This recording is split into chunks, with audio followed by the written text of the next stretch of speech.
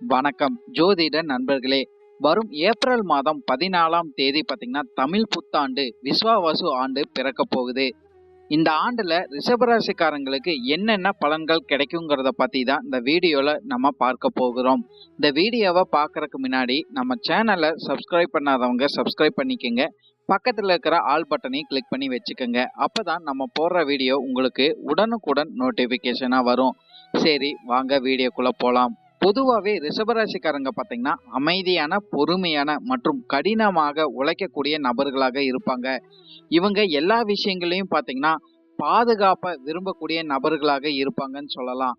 கலைத்திறன் இவங்களுக்கு அதிகமாகவே இருந்துகிட்டு வரும். இந்த விஸ்வாவசு ஆண்டுல பாத்தீங்கன்னா ரிஷபராசிக்காரங்களுக்கு ராகு பகவான் 10ஆம் வீட்டிலையும், கேது பகவான் பாத்தீங்கன்னா 4ஆம் வீட்டிலையும், குரு பகவான் பாத்தீங்கன்னா 2ஆம் வீட்டிலையும், சனி பகவான் பாத்தீங்கன்னா 11ஆம் வீட்டிலையும் அமைய போகிறாங்க. இதனால ரிஷபராசிக்காரங்களுக்கு பாத்தீங்கன்னா பல மாற்றங்களும் முன்னேற்றங்களும் நிச்சயமாகவே உங்களுக்கு அமையும் சொல்லலாம். குடும்பம் சார்ந்த விஷயங்கள்ல பாத்தீங்கன்னா மகிழ்ச்சிகள் உங்களுக்கு அதிகமாகவே இருந்துகிட்டு வரும். அமைதிங்கிறது கண்டிப்பாகவே இருக்கும் சொல்லிடலாம். 10ஆம் வீட்டுல ராகு பகவான் உங்களுக்கு இருக்கிற காரணத்தினால பாத்தீங்கன்னா குடும்பத்துல புதிய பொறுப்புகள் உங்களுக்கு கிடைக்கக்கூடிய வாய்ப்புகள் அதிகமாகவே இருக்கு. கேது பகவான் உங்களுக்கு 4ஆம் வீட்டுல இருக்கிற காரணத்தினால பாத்தீங்கன்னா வீட்டு விஷயங்கள்ல அதிக கவனம் எடுத்துக்கொள்வதும் உங்களுக்கு நன்மைகளை கொடுத்துக்கிட்டு வரும் சொல்லலாம். குடும்ப உறவுகள் எல்லாம் பாத்தீங்கன்னா உங்களுக்கு இனிமையாக இருக்கக்கூடிய வாய்ப்புகள் அதிகமாகவே இருக்கு. ஒருத்தருக்கு ஒருத்தர் புரிஞ்சு கொள்ளக்கூடிய வாய்ப்புகள் கண்டிப்பாகவே இருந்துகிட்டு வரும். குடும்பத்துல பாத்தீங்கன்னா சுபகாரியங்கள் நடக்கக்கூடிய வாய்ப்புகள் கண்டிப்பாகவே இருக்குன்னு சொல்லலாம். குடும்பம் ரீதியாக உங்களுக்கு மன அமைதிகள் ஏற்படக்கூடிய வாய்ப்புகள் கண்டிப்பாகவே இருக்கு. குடும்ப நபர்களுடன் பாத்தீங்கன்னா வெளியிடங்களுக்கு சென்று வர வாய்ப்புகளும் அதிகமாகவே ரிஷபராசிக்காரங்களுக்கு கிடைச்சிக்கிட்டு வரும். ஆன்மீக திருத்தலங்களுக்கு சென்று வர வாய்ப்புகளும் பாத்தீங்கன்னா ரிஷபராசிக்காரங்களுக்கு கண்டிப்பாகவே கிடைக்கும் சொல்லலாம். தொழில் ரீதியாக இந்த காலகட்டம் உங்களுக்கு மிகவும் சாதகமாகவே இருக்கும் சொல்லலாம். குரு பகவான் 2ஆம் வீட்டுல இருக்கிற காரணத்தினால நிதி வளம் உங்களுக்கு அதிகரிக்கக்கூடிய வாய்ப்புகள் கண்டிப்பாகவே இருக்கு. தொழில் ரீதியாக நிறைய மாற்றங்களும் முன்னேற்றங்களும் கண்டிப்பாகவே இருந்துகிட்டு வரும். புதிய கூட்டு தொழில்கள் அமையக்கூடிய வாய்ப்புகளும் பாத்தீங்கன்னா ரிஷபராசிக்காரங்களுக்கு கண்டிப்பாகவே கிடைக்கும் சொல்லலாம்.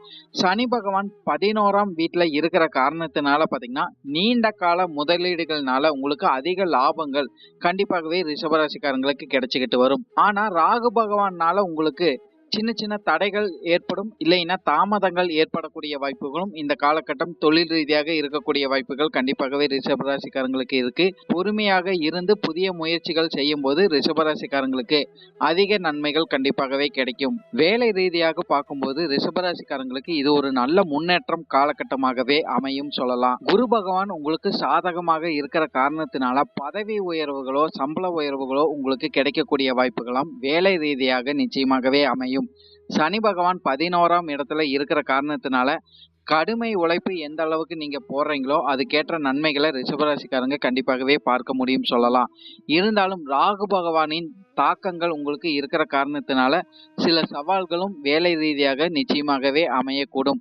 நேர்மையாகவும் பொறுமையாகவும் இந்த காலகட்டம் நீங்க இருந்தீங்கன்னா சிக்கல்களை கண்டிப்பாகவே தவிர்த்து வெற்றிகளை நீங்க கண்டிப்பாகவே பெற முடியும். நிதி ரீதியாக இந்த காலகட்டம் பாத்தீங்கன்னா ரிஷபராசிக்காரங்களுக்கு மிகவும் சாதகமாகவே இருக்கக்கூடும். ராகு பகவான் 2ஆம் வீட்டுல இருக்கிறது காரணத்தினால நிதி வளம் உங்களுக்கு கண்டிப்பாகவே அதிகரிக்கக்கூடும்.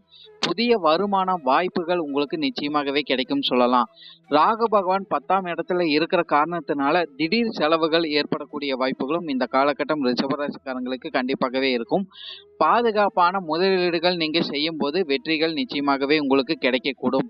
சனி பகவான் 11ஆம் வீட்டுல இருக்கிற காரணத்தினால நிச்சயமாகவே நீங்க நீண்ட கால முதலீடுகள் செய்யும் போது அதுக்கேற்ற லாபங்களை கண்டிப்பாகவே பார்க்க முடியும். ஆரோக்கியம் சார்ந்த விஷயங்கள ரிஷபராசிக்காரங்களுக்கு இந்த காலகட்டம் பாத்தீங்கன்னா பொதுவாகவே சிறப்பாகவே இருக்கும் சொல்லலாம்.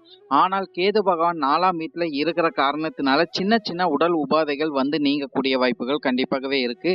மன அழுத்தங்கள், உடல் சோர்வுகள் கண்டிப்பாகவே வரக்கூடும் சொல்லலாம். உடல் உழைப்புகள் இந்த காலகட்டம் உங்களுக்கு அதிகமாகவே தேவைப்படும். மன அமைதிக்காக கோவிலுக்கு சென்று வர வாய்ப்புகள் உங்களுக்கு நிச்சயமாகவே அமையக்கூடும்.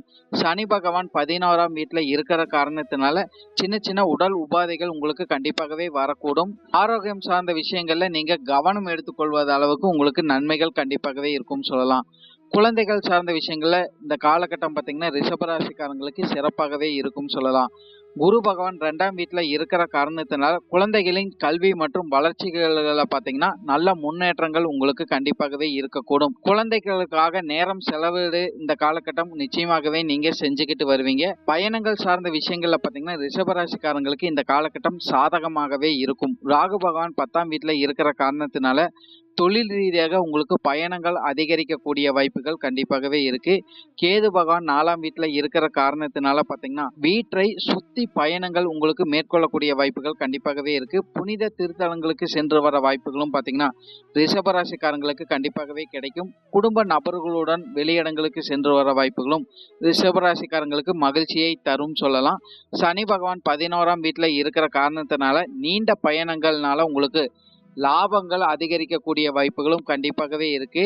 பயணங்கள் சார்ந்த விஷயங்கள்ல பாத்தீங்கன்னா நீங்க பாதுகாப்பு செய்யறது உங்களுக்கு நன்மைகளை கொடுத்துக்கிட்டு வரும். திட்டமிட்டு செயல்படுறதும் உங்களுக்கு அதிக நன்மைகளை கொடுத்துக்கிட்டு வரும் சொல்லலாம்.